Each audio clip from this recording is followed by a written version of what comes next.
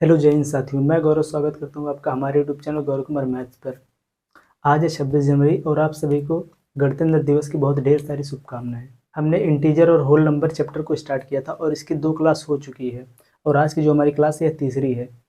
और सबसे पहली वाली जो क्लास थी उसमें हमने नेचुरल नंबर के बारे में पढ़ा और उससे रिलेटेड कुछ इंपॉर्टेंट क्वेश्चनों पे किया। और जो हमारी दूसरी क्लास थी उसमें हमने होल नंबर को पढ़ा और उससे रिलेटेड क्वेश्चनों को किया। और जो आज की हमारी क्लास है इसमें हम इंटीजर को पढ़ेंगे, पूर्णांक के बारे में पढ़ेंगे और इससे जो इम्पोर्टेंट जो क्वेश्चन है उसको हम करेंगे। तो हमारा आज का जो टॉपिक है वह है इंटीजर।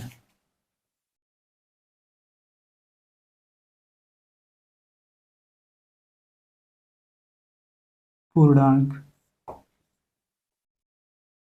इसको पढ़ने से पहले आपको एक बात याद होगी कि जो नेचुरल नंबर होता है वह हमेशा एक से स्टार्ट होता है कि 1 2 3 4 ऐसे करके ये नेचुरल नंबर स्टार्ट होता है, n तक जाएगा, ठीक। और जो होल नंबर होता है वह हमेशा 0 से स्टार्ट होता है। लेकिन जो ये पूर्णांक है, पूर्णांक में क्या करते हैं हम, इसका जो निगेटिव जो पार्ट है यहाँ पर जैसे -1, इसके पीछे और जाएंगे तो -2 -3 -4 ऐसे डट डट करके है इन्फाइनाइट तक यह भी चला जाएगा, ठीक है।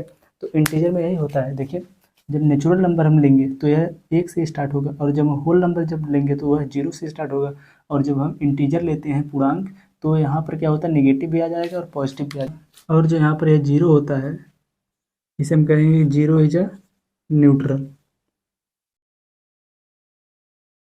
जो पूर्णांक है, अगर पूर्णांक में हमें इवन और ऑड बताना हो, पूर्णांक इसमें अगर हम हमें सम और विषम बताना हो, सम जिसे इवन और विषम ऑड। सबसे पहले आप बताओ कि सम किसे कहते हैं और विषम किसे कहते हैं।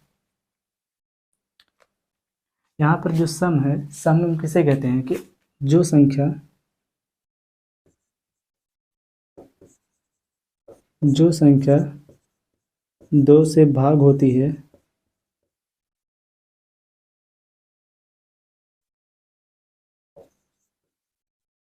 उसे हम कहते हैं सम। और जो जो संख्या 2 से भाग नहीं होती है उसे हम कहते हैं विषम, उसे हम कहते हैं विषम, ठीक। आपको पता होना चाहिए कि सम क्या होती है, जो जो संख्या 2 से भाग होती है वह सम, और विषम जो संख्या 2 से भाग नहीं होती है वह होता है विषम, ठीक। और जो ये पूर्णांक है इंटीजर,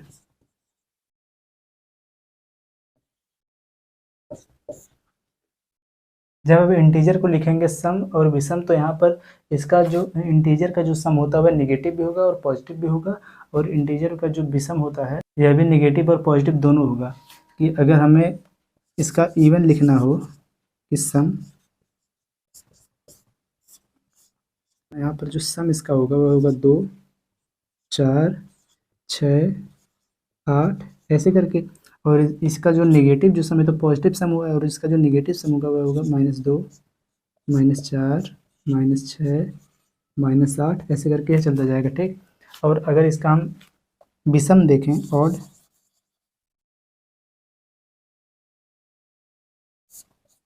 विषम, इसका विषम भी जो है यह भी नेगेटिव और पॉजिटिव दोनों होगा। क्योंकि जो पूर्णांक है ना, क्योंकि जो पूर्णांक है, पूर्णांक नेगेटिव और पॉजिटिव दोनों होता है। तो यहाँ पर अगर विषम संख्या अगर देखें तो यह हो जाएगा 1 3 5 7 डॉट डॉट करके ये हो जाएगा। और इसका निगेटिव भी हो जाएगा -1 -3 -5 और -7 ऐसे करके, ठीक।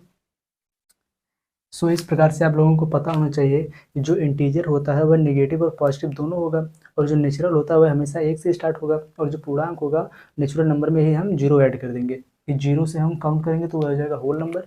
और अगर हम 0 को छोड़ के 1 से अगर हम काउंट करेंगे तो वह हो जाएगा नेचुरल नंबर। और जहाँ पर निगेटिव और पॉजिटिव दोनों हो तो उसे हम कहेंगे इंटीजर, ठीक। जो इंटीजर होता है वह निगेटिव और पॉजिटिव दोनों होता है।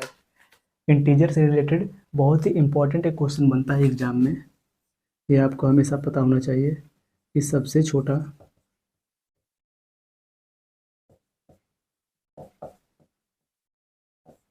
समपूर्णांक बताओ, find the smallest even number.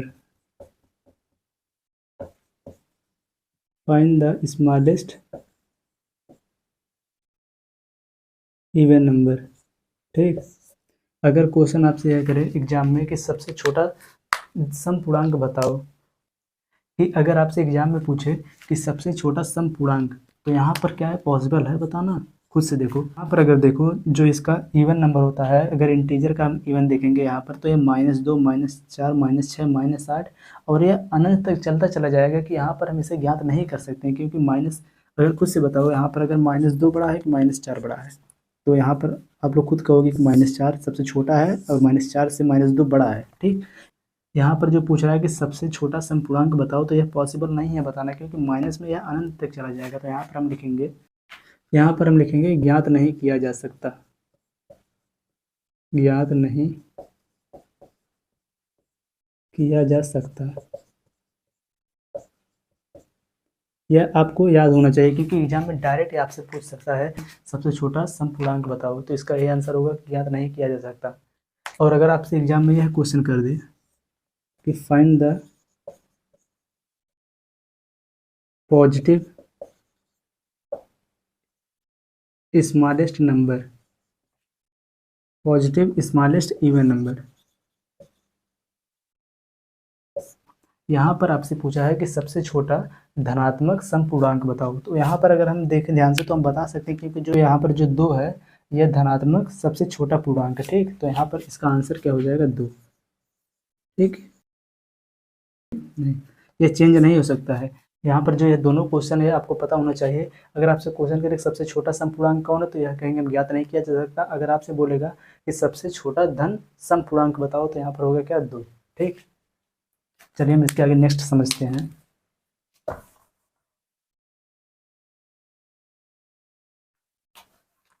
Integer में आपको केवल 2 फार्मूला याद होना बहुत जरूरी है। जैसे इसमें सबसे पहला है कि प्रथम n सम संख्याओं का योग,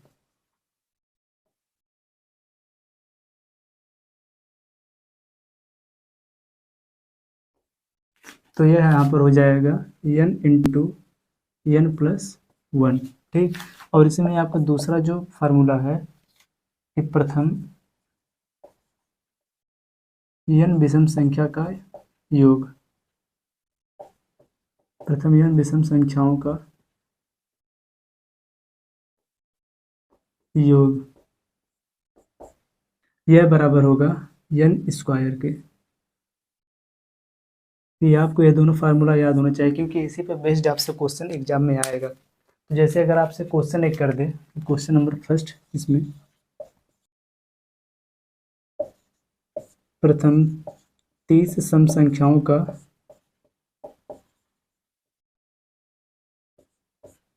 योग बताओ। ठीक, यहाँ पर हमको पता है कि प्रथम n सम संख्याओं का योग जो होता है वह n इंटू n प्लस 1 होता है। तो यहाँ पर जो n बराबर दिया है कितना है, 30। तो यहाँ पर इसको हम इसी फार्मूले पर रखेंगे कि n into n plus 1 is equal to, यहाँ पर n के स्थान पर 30 रखेंगे, तो हो जाएगा 30 गुणे में 30 प्लस 1, यह जाएगा 31। तो यहाँ पर इसका मिनटू जब करेंगे तो यहाँ पर आ जाएगा 0, 3 3 तिरिका 9, 930 इसका हो जाएगा आंसर। ठीक, और चलिए इसी पर नेक्स्ट एक क्वेश्चन ले लें। अगर क्वेश्चन नंबर सेकंड जैसे हमारा दिया है, प्रथम 20 विषम संख्याओं का योग बताओ, 20 विषम संख्याओं का योग, इस पर बेस्ड यही सब क्वेश्चन आते हैं। यहाँ पर n बराबर कितना है, 20, और हमें पता है कि जो प्रथम n विषम संख्याओं का योग कितना होता है, n स्क्वायर। तो यहाँ पर यह हो जाएगा इसका फार्मूला n स्क्वायर। तो n स्क्वायर बराबर यहाँ पर कितना दिया है, n बराबर 20, 20 का स्क्वायर कितना आ जाएगा, 400। ठीक, यही इसका हो जाएगा आंसर। और इसी में आपका एक बहुत इंपॉर्टेंट क्वेश्चन बनता है कि क्रमागत से रिलेटेड, कि जैसे अगर आपसे कहेगा प्रथम 2 क्रमागत सम संख्याओं का योग, या फिर 3 क्रमागत सम संख्याओं का योग, या फिर 3 क्रमागत विषम संख्याओं का योग बताओ, उसमें से आपसे पूछ देगा तो संख्या बताओ क्या होगा। योग आपको दे देगा और बोल देगा उसमें कि आप संख्या बताओ क्या होगा। जैसे आपके सामने एक क्वेश्चन अगर दिया हो,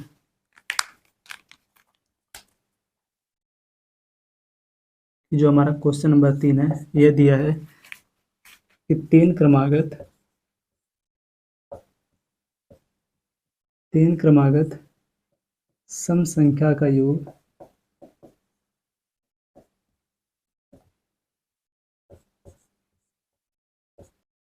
144 है। तीनों संख्या बताओ।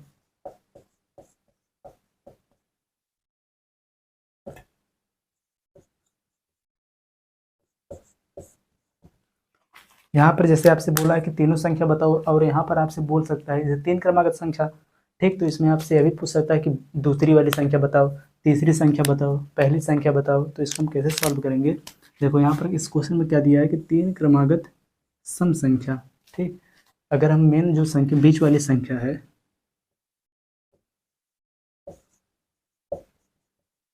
मिडिल जो संख्या, उसको अगर मान लिया हम x, देखो x, ठीक है, होगी बीच वाली संख्या।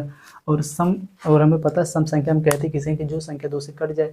अब कि जैसे अगर आपको एक सम संख्या पता है 2, अगर इसका नेक्स्ट जो अगला वाला सम संख्या कब आएगी? जब उसमें हम 2 ऐड करेंगे, कि जब 2 में हम 2 जोड़ेंगे 4, और 4 का अगला जो है सम संख्या वो कैसे हम पता करेंगे? उसमें हम 2 जोड़ देंगे तो आ जाएगा कितना? 6।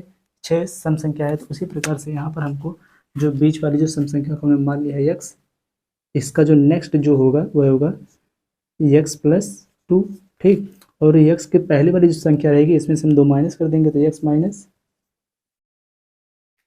2, ठीक। इस प्रकार से हमको यहाँ पर तीन संख्या पता चल गई कि x माइनस 2, x और x माइनस x प्लस 2। तो यहाँ पर दिया है कि तीन क्रमागत सम संख्याओं का योग 144 है। तो यहाँ पर इसका मतलब कि इन तीनों का जो योग है वह 144 है। यह क्वेश्चन में दिया है कि इन तीनों का जो योग है वह है 144। तो यहाँ पर इसको हम जोड़ देंगे तो यहाँ पर यह हो जाएगा x minus 2 plus x plus 2। यहाँ पर माइनस 2 प्लस 2 कैंसिल, यह हो जाएगा बराबर 144। यहाँ पर x और x, यह हो जाएगा 3x इज इक्वल टू हो जाएगा 144। x बराबर यह हो जाएगा 144 बटे में 3, बराबर यहाँ पर यह हो जाएगा 3 चौक 12, 3 चौके 12 और 3 अट्ठे 24, 48। जो हमको यहाँ पर बीच वाली जो संख्या हमको पता चलेगा कितनी है? 48 है। तो 20 में हम 2 जोड़ देंगे तो कितना आ जाएगा? 50। ये इसके बाद वाली संख्या नहीं। तो यहाँ पर हमको बीच वाली जो संख्या वह पता चल गई है। और इसका नेक्स्ट वाला अगर संख्या हम निकालेंगे तो इसमें हम 2 जोड़ देंगे कि बीच वाली संख्या कितनी है? 48। अगली इसकी संख्या हो जाएगी सम संख्या 50, और सब 48 के पीछे वाली संख्या इसमें से हम 2 माइनस कर देंगे, कितना आ जाएगा? 46। तो यही हमारा हो जाएगा आंसर कि 46, 48 और 50 यही तीनों संख्याएं हैं।